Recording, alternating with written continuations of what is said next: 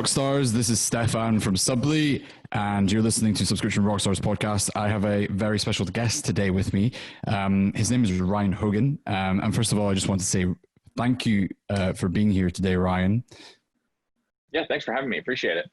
Of course, man. Ryan's got a really interesting story. I'll give the introduction to Ryan, like the official bio. But just before I do that, this is actually both available as a audio podcast, but also a video podcast. So you can check us out on YouTube if you're listening to this, or you can just, if you're wanting to listen to it on the go, don't forget to go on Apple Podcasts and subscribe to the Subscription Rockstars podcast.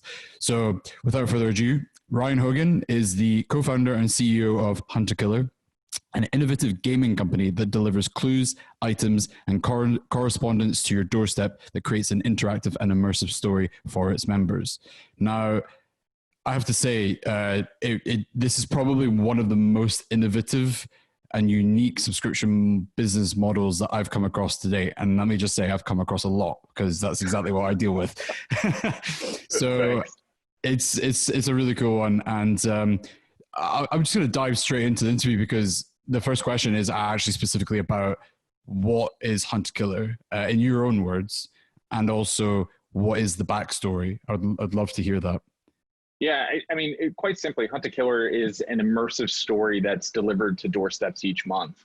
And, you know, it's very, the most common question I get is like, how did you start this thing? Or how did you even come up with this like weird murder mystery immersive experience? And the reality is it dates back quite a few years. And so if you rewind back to 2009, 2010, when the obstacle race industry was really starting to take off here in the US, you had the Tough Mudders, the Warrior Dashes, the Spartan races. And then you had us, my co-founder and I, who developed a concept called Run for Your Lives. And Run for Your Lives was the first ever zombie infested 5-kilometer obstacle course race. And you know what's interesting about that is you know it was a post-apocalyptic world. All of the obstacles were very thematic. All of our participants wore a flag football belt that had 3 flags, and if you crossed the finish line without any flags, then you were a zombie, and the zombies had eaten you during or throughout the course. And that's really the genesis or where my co-founder and I got our background in live events. And then fast forward to 2016, we were using very similar principles where it was, you know, we were looking for experiences that people were gravitating towards.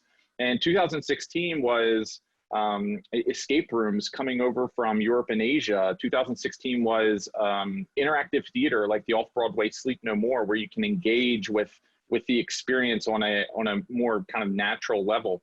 And then adventure races were still kind of lingering around. And so when you look back to Hunter Killer V1, it was a live event. We transformed a 200-acre campground into a living crime scene, and we brought 600 participants down to kind of wade their way through this experience and engage with actors, ask questions, stumble upon crime scenes, you know, just build this massive party afterwards. And Sounds amazing. That was, yeah, it was amazing. And we would definitely continue doing it if we made some money. And the problem is we got through this whole thing and we had like 10 grand left over. It was about a year of work. And my co-founder and I looked at each other. We're like, this isn't gonna feed the children. And you know, this just isn't a scalable model. And so that was our first pivot with the company. 2 weeks after that first event, we pivoted and we said, you know, we believe that we have found product market fit with an immersive experience and being able to build communities around this. And what other business models exist where we can deliver this type of story?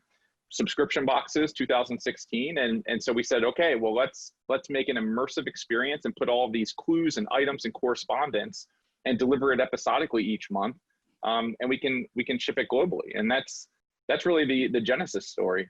It's awesome. I mean, like even when you were explaining and describing how it came about, I was feeling compelled to experience it myself, to be honest with you. So I guess that says something. So congrats, first of all, for you know, coming upon this idea and this concept. And can you share like a couple of I call them vanity metrics about the progress? Because obviously that's 4 years now that you've been a subscription business, bringing us to today. So like, it's from what I've saw and heard, it's been quite a strong trajectory. So is there anything that you can share with us for the audience? Yeah, sure. Yeah, this has certainly grown beyond our wildest dreams. And once we find opportunity, we're extremely ambitious, and we're gonna hit the throttle. And so when we pivoted the company and shipped our first box October 16th of 2016, we started with, I think, 46 members. And we went from 46 members in October to about 1,500 that December. And that's when we were like, okay, like maybe we have something. Because at the end of the day, $30 a month, it's what is that? Just about $45,000 of MRR. And so we hit the gas at that point. And so we went from 1,500 members to 25,000 members, 25,000 to 60 to 100. Today we're living over 100,000 active subscribers. We're shipping about 40,000 packages each week. And I think you saw it on my LinkedIn this week, but we are internally celebrating our 2 millionth episode shipped. And that was last Tuesday, July 6th. That's awesome. That's seriously amazing. So congratulations. Like that's an amazing achievement. Thank you. We have an amazing team. Like that's the thing here is like, this was really Derek's brainchild. I'm just the business guy trying to find product market fit. Derek's the creative guy. And we would not be here without the incredible team that we have in place right now. Yeah. This is one thing that I've learned, especially over the last couple of years, how important the people part of a business is. So I totally understand. And I can tell that you're being so genuine when you say that, like that you're so grateful for the people that are around you, basically, and that's amazing. So I'm glad you're getting to share that experience with your team. So what was the actual approach that you took when you started the subscription part of the business? Were there any specific steps that you took to actually implement that to get it up and running? Yeah, there's a couple, and one thing that I always look at throughout my career in entrepreneurship is I've probably had 30 businesses, of which 10 of them have actually been an LLC or an incorporation. Almost all of them have failed. I've had thousands of ideas, but one thing that has remained consistent is that the first purchase, if the first purchase of that product or idea is not a mom, dad, sister, brother, aunt, uncle, something like that, the business has typically been successful, or at least the growth has been successful. Keeping it together is a whole different story, but that's been a wild ride. But that's been pretty consistent. And so what actually happened is that when we were going through this event, we actually kind of secretly launched the subscription box, and people were finding this thing. We had it. It was not clickable. It was not linked to anything. We had it on a web page. It was huntthekiller.com/membership or subscription box or something like that. And people were finding this link somehow and ordering the subscription. And so that's immediately when we knew that we had something. And that's the important thing also is, I see subscription box companies, I see startups always launching this whole like email campaign and like, you send people to a landing page and you collect their email addresses. Like I've always found that you want them to pull money out of their wallet. And we actually had them doing that very early on, and we would immediately send them a message and say, hey, sorry, this actually isn't even open yet. We don't have it. We'll send you your money right back, or you can wait till we ship our first box. But just being able to figure out if people will pay for your idea is the first critical step. And then for us from there, it was just finding different marketing channels, which, I'm happy to get into that as well. Yeah, I mean, well, just to hang on that thought for a second, actually, I think that is the biggest signal of intent, the parting with the cash. So that's incredible that you actually experienced that and went through that whole entire cycle. But yeah, I've got a question later that might be better for the topic of marketing channels. So Let's hold off that for a second. But obviously you guys were growing rapidly, like very quickly, and that would have brought its own set of challenges. So what are the biggest like scaling challenges that you faced? And obviously like how did you overcome those challenges? Yeah, I think there's a ton of challenges, everything from supply chain, from diversification of marketing to kind of hitting these milestones, but then you plateau. You know, what's interesting about business and what's been interesting about us is like, if you look at our active membership, we are very cyclic business. So, you know, Q4s are just smash for us. Q1s, we're still growing, but not as much as we were in Q1. Q2, we start to level off. Q3, we actually start to decline from an active membership standpoint. And then Q4, we go right back up. And so it's this continuous cycle. And so we have to kind of pull back from the big picture or from the small picture, look at it at 10,000 feet and say, like, it's okay to experience these dips because collectively as a business each year we are growing. You know, I think the biggest challenge is, and especially growing this fast and getting back to the team, is how quickly the business evolves. And that puts a lot of people outside of their comfort zone. And it's a challenge, you know, the dynamics of teams and building a great team and keeping that team together, inspired and motivated when, you know, the outlook isn't so rosy, you know, just as much as when we're hitting ink list and, you know, getting amazing press, like, you know, everybody internally is celebrating, but every day is not a celebration, and being able to keep everybody motivated and inspired throughout it is a challenge. Also, right people, right places, right? And kind of getting back to that team is you know, you find the perfect fit for the perfect job. And what you realize is that 6 months later, like, your business has gone from 1 million to 10 million, which, you know, most companies, you go through these natural, I think they call them whitewater, but you go through these natural whitewater events and you do it yearly, or you do it, you know, over 3 years or 5 years. And so there's more of like a gradual on ramp to some of these transitions. For us, like, you know, every milestone is a quarter. And we are a completely different business this quarter than we were last quarter. And it presents so many challenges as fast as we've scaled. But we've been able to hold it together. And I think that's, you know, a testament to who we have on the team. Yeah, that sounds like, you guys are clearly very good at finding great people, which is an extremely important skill.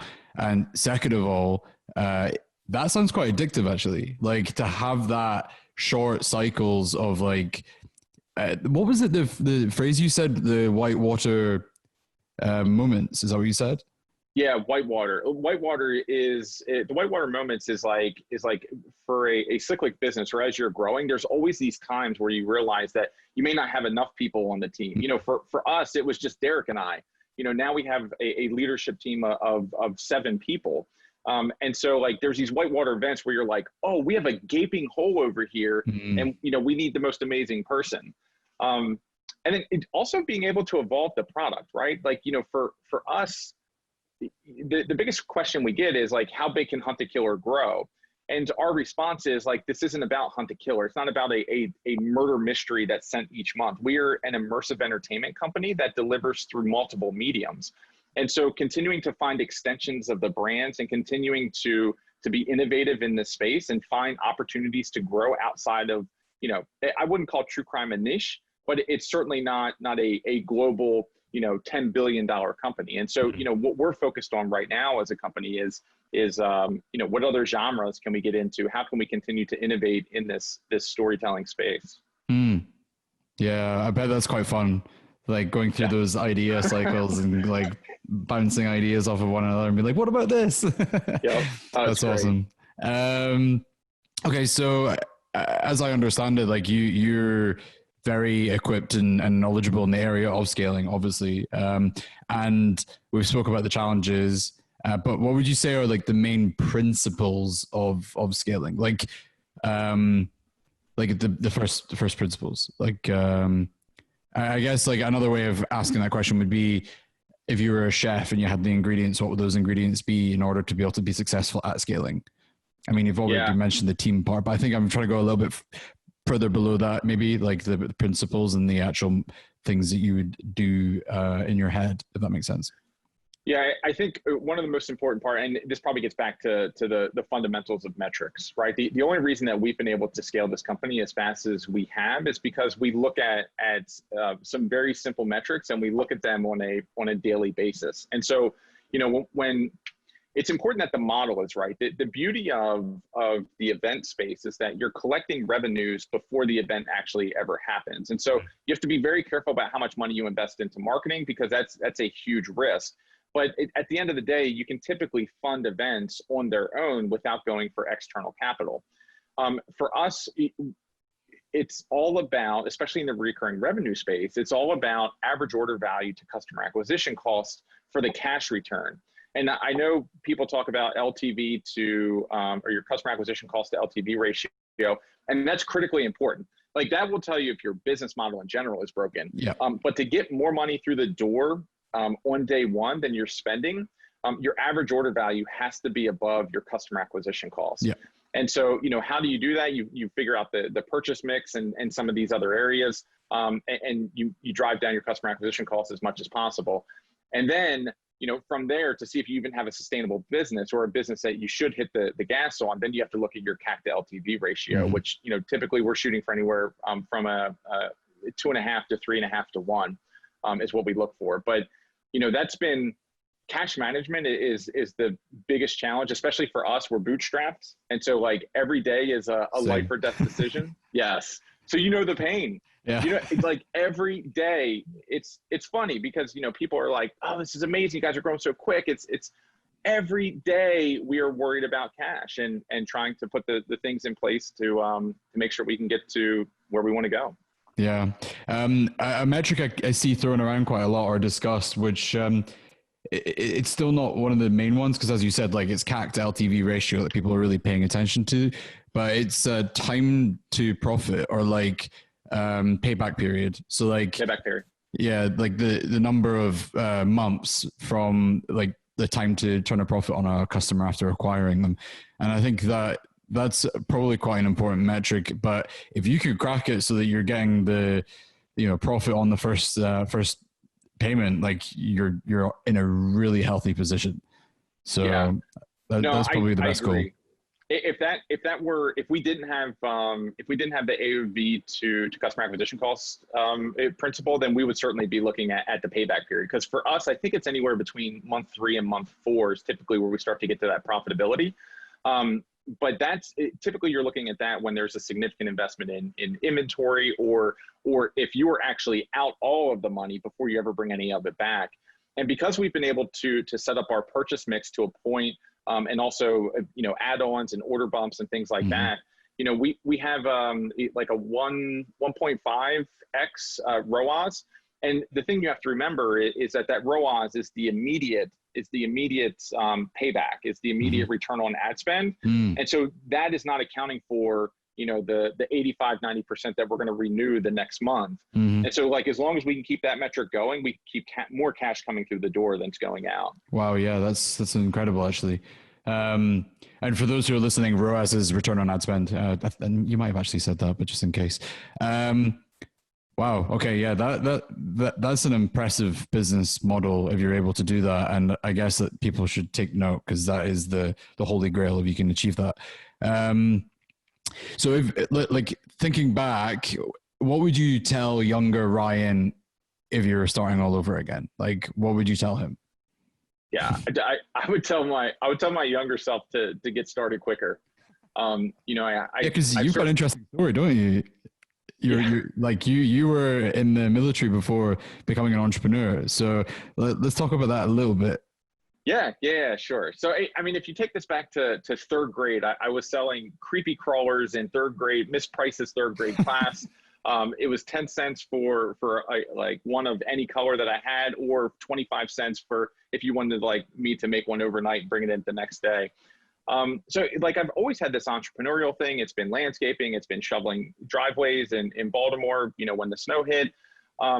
But I really didn't get started until I joined the Navy. And so, I was at kind of an inflection point in my life, probably not going down the best path, just trying to find my way, a lost soul at 18. And so I joined the Navy and really started to hone in on my passions and what I was most interested in. And that was 2 things. One, aviation, which I was a naval air crewman on MH-53 Echo helicopters. That's a story for another day. It was amazing. And I had this passion to become an entrepreneur and just the passion to create things. You know, when you bring something to life that other people actually want and they want enough to pull out their wallet, like, I don't know, it's just it's an incredible feeling.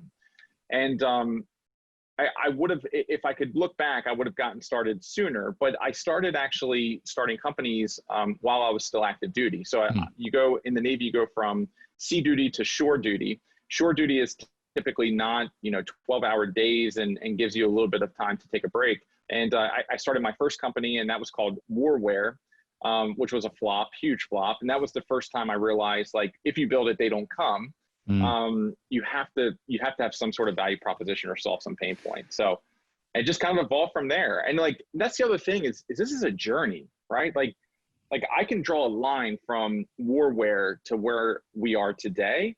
And it's like, the business is just a vehicle. And that's one thing that I've learned is like, have patience, believe in the system, and like, it might be hunt to killer, it might be something else, but this is a journey. That's so true. That is so true. And yeah, two really important points there about the, build it and they will come mindset that everybody tends to start out with, and then learning the hard way through a micro failure. But then actually also the fact is that, as you said, it's like a fully extended journey, and you're somewhere along there, whether it's this business or the next business. That's a really great answer. I love that. Cool. So now we're going to go back to what we were talking about earlier, and we kind of touched upon it regarding advertising channels. So I imagine that this is going to be the answer. That's why I saved it for now. If you had $1,000 and that was your investment to start a business, how would you distribute that money? Like, what would you spend it on? Yeah. I mean, I hate to go to the probably standard answer of Facebook, but here's the thing with Facebook, right? So if there was no business and it was just $1,000, you can prove so much so quickly off of driving Facebook traffic, and very specific Facebook traffic, to some sort of landing page that has a checkout. And so, what I would do, and I'm helping someone else start a company right now, and she's doing the same thing, which is like launch a whole bunch of ads with different copy, different positioning, and figure out like what sells or what people are clicking on. Because like, I'll tell you, the hero copy that we were using for Hunt to Killer for the first 2 years came from our best performing Facebook ad. And so like, you can learn so much top of funnel of like what people are gravitating towards, like what they're actually looking for, and then trickle that down throughout your entire funnel. So,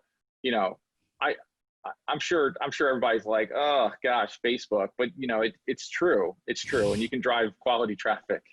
Yeah, it's, yeah, I know. Honestly, I think that is the best approach though. Like, as you said, the fact, actually, that should be highlighted as well. You're talking about taking the ad copy to inform your marketing copy when they actually reach the page. And that means that your ads will line up with your copy and result in a conversion, hopefully. That's critical. And it's also ultimately quite a cheap way of testing copy very quickly as well. So you can iterate rapidly. And I think that's the key thing, because you need to get that messaging correct. 100%. And it's all about like, it's two things, right? You can test copy extremely quickly. And then you just brought up something that's been really interesting and a big lesson learned for us, which is congruency. And like, the more congruency you have from the copy that they actually enter your funnel all the way through the end. I think BarkBox, not to give BarkBox a shout out on this one, but like, I think they do an incredible job, because if you click on an ad that has a discount, like, you're going through 12 steps, you're filling out a form, you're doing all these different things to get to the checkout. And when you get to the checkout, the coupon code that you clicked on 20 steps ago on a completely different site is already added to your cart. And it just provides a level of like confidence and trust between you and the brand. We're not there yet, but they do a really good job with that. Yeah, I think also that probably a part of that is to do with like reducing cognitive overhead. So, not like reducing any need to think critically about how to actually purchase the product. And I feel like that's super essential. And like, I don't know if it's a priority at the very beginning to get that 100% nailed, but like you're saying, like, you're still working towards that. And I think we always will be as businesses, to try and get that fluid process. What's interesting is the person that I'm helping right now, like she hasn't even changed her landing page at this point, but she's changing everything on, she's changing the positioning and the actual concept itself using Facebook ads just to see what people want more. And then she's going to change the website later. So like, there's probably massive confusion of people that are clicking one thing, they go to her website and they're like, what the heck is this? But like, she is learning so much through 5 different positionings that she'll be able to pivot this company in 2 weeks and hopefully have immediate product market fit. That's amazing. That gets me so excited just hearing that, because I'm like, yes, that's it. That is the way to do it. That's awesome. I would love to hear how that goes in the future, by the way, when we reconnect. We'd love to hear about that. Okay, so I want to go into some more tactical stuff, actually. What is one tactical thing or process that has changed your business or your life? Like, it doesn't have to be specific to the business. It could be your personal life, but like something that a process you've implemented or a tactic that you've deployed, and it's just been a complete game changer for you. It's a tricky one. Yeah, I would probably say, I keep giving all these companies plugs, but there's a, I don't know if you're familiar with Superhuman. Oh gosh, I hope I'm giving the right plug. You know, I think it is Superhuman, the email system, the email software. Yeah. So getting control, and this is just more broader, but like getting control over your time, what I have found is the most critical aspect, and being able to prioritize correctly. And so like I do a couple of different things. The first is like email is not a priority, but we spend so much time doing the email thing, it just sucks up all of our day. And think about how it breaks up the day too, right? Like when you think about the value you bring to your organization, you should be thinking, I bring $1,000 or $5,000 an hour. And every time that you're working on that $5,000 an hour project and you get an email and then you divert attention to the email and then you have to come back, like just think about what that does to your overall process. And so being able to really kind of isolate or being able to purposely or intentionally plan out your day, it has been incredibly helpful for me. So, you know, it's Superhuman. Sure, it's a great product, but really it's getting control over your time and trying to minimize all of the noise. Yeah, it's something that I personally have battled with, because like I like to act on like I want one thing to focus on, right? I love that space is perfect for me. Just one thing and do it like really, really well. But realistically, that's not the case, you know, day to day. You have to change gear, and planning that out and being really disciplined is probably the highest leverage move, but also really difficult to implement. For me personally, that discipline is tough, but yeah, that's a really good one. Okay, so this one's a bit more broad as well. What's a business idea that you'd like to see created today, but don't have the time or passion to solve right now? So like, that's a freebie for somebody out there listening. If they're like, I want to start a business, I'm an entrepreneur, I just don't know what to do. Like, what have you got? Let's hear it. Yeah. So your audience is going to think I'm crazy for this, but I've got this idea and I just think that it works. So when I think about subscription businesses, I think about how can you get an AOV that is over top of your customer acquisition cost, or whatever you believe your customer acquisition cost is going to be. And then like, what is almost like a consumable? And so one of the things that skyrocketed over the last few months has been bird feed. Bird feed has skyrocketed in the US. And I think, and we're probably a part of that. Is that the COVID situation? Because of the COVID situation. Like people are looking, I guess, to feed their birds or feed birds, or they want to bring birds to their backyard. I don't know. But bird feed has gone on a tear. And I'm sure like 1,000% growth from, you know, 10 million bucks to 20 million bucks is nothing. But I think about like some sort of subscription product where you can upsell, or you're coming through the funnel and it's like $100 purchase and you get this most amazing bird feeder, but it's an automatic quarterly subscription, which by the way, like quarterly subscription, from what I hear, we're not there yet, but from what I hear is like the lowest churn you can get. And so you put it on a quarterly subscription, you have an immediate average order value that should be above. And it's got verticals too, right? Like you can have a bird watching conference and bring everybody to, I don't know, some bird land. I know this is crazy, but like, I'm not passionate about birds or bird feed, but I think there's something there. Saw an opportunity. I just don't have the time. Yeah. That's awesome. I like that, and I don't think it's crazy, by the way. Just so you know, I think it's very specific, and I like that about it. It's like you've thought about it. Um, okay, so what is one thing you advise any first-time entrepreneur? Now, I know you're pretty passionate about the topic of helping people start businesses. So, what is the one thing you'd advise if you had to give one piece of advice? Yeah, it's to start. I think that that so many, here's what happens as entrepreneurs or as just people with amazing ideas is you get so lost and wrapped up in that idea, and it becomes this baby, and you continue to perfect it. But the reality is that once you get to a certain place with whatever that idea is, you have no idea how to perfect it from there. Like for 3 years, you can think about like bird feed, like, hey, it's gonna be premium bird seed, and it's gonna be this thing, and it's gonna be that, and I'm gonna upsell this. At the end of the day, like, the customer is going to tell you how to pivot and how to iterate your company. And so, like, even Hunt to Killer has gone through thousands of iterations to get to where we are today. And it's been all based upon customer feedback. And so, like, the most important step in entrepreneurship is sharing your baby with the world. And letting, like, you have to have thick skin, but letting other people tell you if that is solving a pain point, or creates enough value for them to pull out their wallet. So like my advice is always get started, and whatever that first action is. Like for me, like once I finally kind of turned the corner on entrepreneurship and got started, it's only because I went and filed for an LLC. And then I was like, well, I have this LLC, so now I should do this, and now I should do this. And like, that's how the journey began. But you have to take the first step. And that's, I see so many entrepreneurs just get lost in their ideas, great ideas, but get lost in them and they never take action. So you just got to take that first step. Yeah, I think there's a lot in that answer, which is like, that comes from just saying like, just get started. But, you know, I was thinking about this earlier, how you, people in general, like, are so scared of having their ideas torn apart, as you said, like, that they'll basically focus on the things that they shouldn't be focusing on. That is like busy work and not actually getting the feedback and hearing the brutal feedback about whether or not their business idea is good or not. And it's because we all get so excited about these business ideas that we have that you think is the best thing since sliced bread.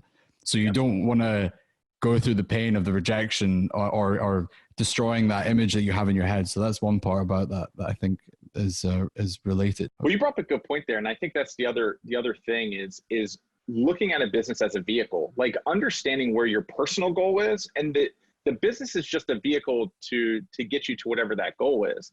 And that's one way, not that I'm disconnected, but I never take I celebrate when people tell us that our product sucks, because it gives us an opportunity to correct it.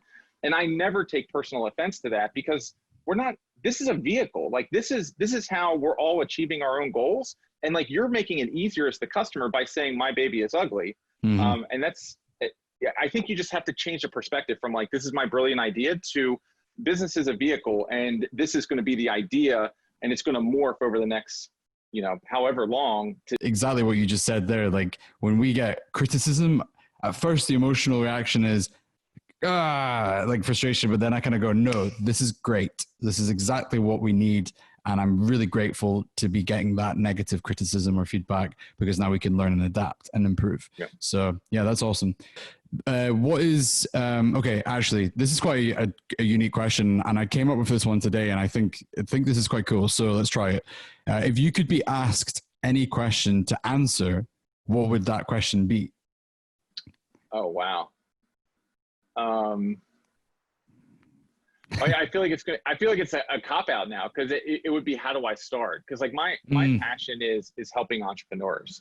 Like what, not that we are successful or unsuccessful. Like this is going to do what it's going to do, and we're going to continue to drive towards our vision. And it's just an amazing journey and very exciting. But I also have this passion for helping others and helping others achieve whatever their goals are. And so like opportunities to be able to mentor and to coach are just, I don't know. It brings a lot of purpose into my life. And so, I definitely love it when people say, how do I start? But I don't know. That's a great question. Maybe I'll drop a better answer in the comment section at some point, but that's a good question that I'll give some thinking. I wanted to try it out today, and yeah, I think it could bring up some quite unique perspectives, possibly. And I guess like a more broad and general question about Hunter Killer is like, what's next? What is it you guys are excited about right now?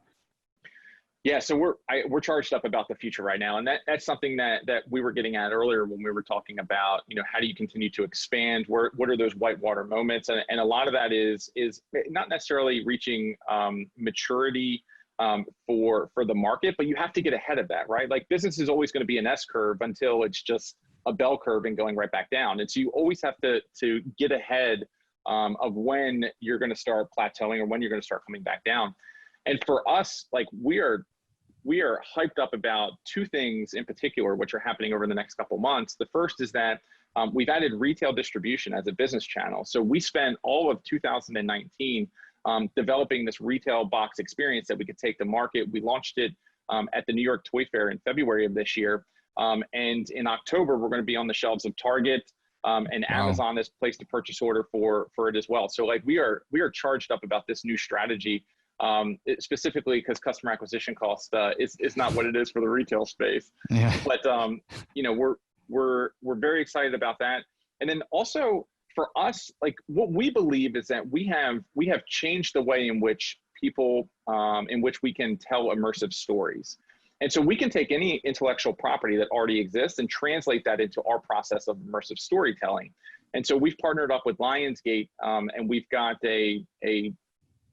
we have intellectual property or a franchise that is already exists. And so what you'll see in September is that Hunt to Killer will break out into two brands, and we will have different genres that you can enter the Hunt to Killer experience. And we think that that's going to open up an equal size market to the true crime space as we continue to go from true crime, next is horror, and then we'll go into science fiction. But that's really how we see a scale for the company.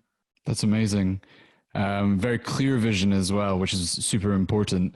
Yeah, I love that. The experiential sort of side of things, I'm sure, is probably going to continue to grow, to be honest with you. So, like, I don't know if this is even on your radar, but I discovered, I think, just after 2 weeks or 3 weeks into lockdown, that you can get an Oculus with the computer built into it, so that you don't need to tether from a computer. And I was like, that just changes the game for me. I would love to get into like the 3D kind of gaming and stuff like that.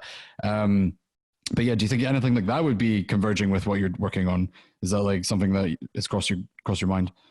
Yeah, it's on the roadmap. So the two things that we are actually working on right now that aren't locked in is the first is a television show. And so like we've put together a pretty good team to take that out to market, put together the entire reel and hopefully get it sold. But the second part is that the future of Hunt to Killer is really digital. And so when you look at kind of V1 Hunt to Killer, and that was a live experience where we brought all of these people physically together in a 200-acre campground. Mm-hmm. And then we pivoted the company to subscription box, which, now we're looking at this much like Netflix. Netflix early on used to ship DVDs to everybody. And then eventually they got to a place where they could distribute that content via bits and not carriers. I always forget that they were DVDs first. They shipped DVDs. It was a brilliant model. You just got a DVD in the mail, you watched it, you slid it back in the sleeve, you put it in your mailbox. Yeah. And that's how we see ourselves. And so right now we are actively working on technology that will bring these types of experiences to life on the, in the palm of your hand or on your computer screen. Very cool. Awesome. Well, I'm excited to see the future of Hunter Killer. I think that it's as I said, a very unique business. But you kind of mentioned that you're excited by like mentorship and stuff like that, and I feel like this is an appropriate opportunity to share where people could maybe reach you if they're interested in that side of what you do. Would you be willing to share where they can reach you or find you? Yeah, sure. So I'm on LinkedIn. That's probably the easiest way to get a hold of me. It's just Ryan E. Hogan on LinkedIn. I've got a website. It's ryanehogan.com. And then my email is just ryan@hunttokiller.com. So, I get a lot of emails. I respond to all of them. And if you need help or you need a soundboard or you want to tell me what we can do better, reach out and let's have a conversation. And obviously you're using Superhuman to deal with those emails, right? That's why I can respond to all of them, because it's Exactly. it's just like 10 seconds. Yeah. Man, I got to get on the Superhuman. It's amazing. Ryan, thank you so much. I really appreciate you taking the time to do this interview. I feel like there was a ton of value actually, and there was only 11 questions, but I feel like there was so many good gems that came out of it. So thank you so much for sharing all of that with the audience. And yeah, we'd love to reconnect in the next year, see where you guys are at, and hear about the progress with the mentorship as well. Yeah, sure. Thanks for having me. I appreciate it. Of course, man. Take care. Rock on. Awesome. See ya.